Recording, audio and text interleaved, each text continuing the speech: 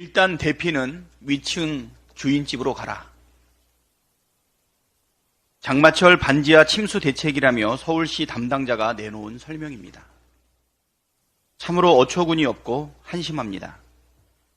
작년 8월 폭우로 서울 관악구 신림동 반지하 주택에 살던 발달장애 가족이 침수로 고립돼서 사망하는 충격적인 사건이 있었습니다.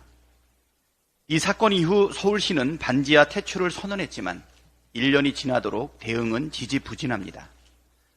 전수조사를 실시한 반지하 23만 8천 호 중에 차수판을 설치한 곳이 완료된 곳은 30%에 불과하고 반지하 주택 매입 후 멸실 정책은 올해 목표치의 2.8%에 그쳤습니다. 정부의 무성의한 태도도 큰 문제입니다. 지난번 참사 이후 윤석열 대통령이 직접 취약계층에 대한 주거 안전 대책을 약속했지만 실제 대응은 정반대로 흘렀습니다.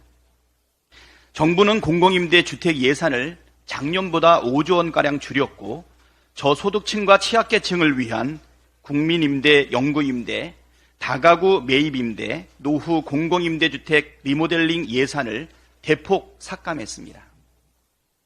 올해 여름은 엘니뇨 현상으로 인해 폭우가 쏟아질 것으로 예상되고 있습니다. 부실한 늑장 대응에 또다시 참사가 벌어지지 않을까 걱정이 큽니다. 정부와 서울시에 촉구합니다. 국민의 목숨에도 빈부격차를 들이대는 것이 아니라면 즉각 대책을 세우고 발빠르게 대응하십시오. 방송 장악에 이어 집회 시위의 자유 탄압입니까? 대통령실이 다음 달 3일까지 3주 동안 집회 시위 요건 및 제재 강화 방안에 대한 제3차 국민 참여 토론을 한다고 밝혔습니다. 형식은 국민 참여 토론이지만 집회 시위의 자유를 억압하기 위한 의도가 뻔합니다. TV 수신료 분리징수를 내세워 방송 장악을 시도하더니 이제는 집회 시위의 자유마저 대폭 축소시키려는 것입니다. 대통령은 국내에서뿐만 아니라 심지어 유엔 연설에서도 자유를 외쳤는데 대통령실은 앞장서서 언론 자유와 집회 시위 자유를 짓밟고 있습니다. 언론 자유와 집회 시위 자유가 없는 나라를 독재 국가라고 합니다. 윤석열 대통령이 말하는 자유민주주의가 이런 것이었습니까? 말과 행동이 이렇게 정반대인 대통령은 처음입니다.